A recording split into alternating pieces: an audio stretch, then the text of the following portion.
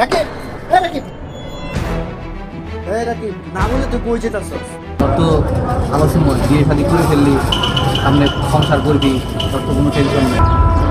আমি তো গায়ে হলো দুই দিনই বুঝে গেছি, যখন দেখছি তোর মুখটা এতটুকু হয়ে আছে।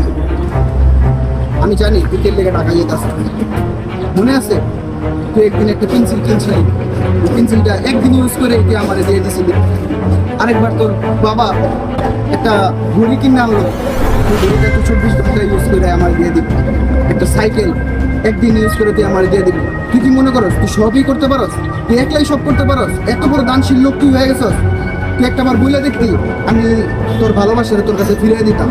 তুই যাবি, তুই একলা যাবি, তুই তোর গার্লফ্রেন্ডে নিয়ে যাবি, দিয়া তোর সাথে যাবি, দিয়া তোর জন্য স্টেশনে অপেক্ষা করতেছি। তুই যদি জানতি যে আমার সাথে বিয়ের সাথে সম্পর্ক, তুই গায়ে হলে দেখতেন কেন বিয়ে ক্যান্সেল করলি?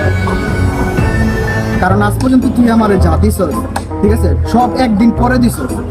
আমি ভাবলাম যে বাসর ঘরটা শেষ করে তারপরে আমার ঘরে শালা একটা কলম ছিল, পেন্সিল ছিল, এটা সামগ্রী ছিল, এটা কি? এটা তোর ভাবি?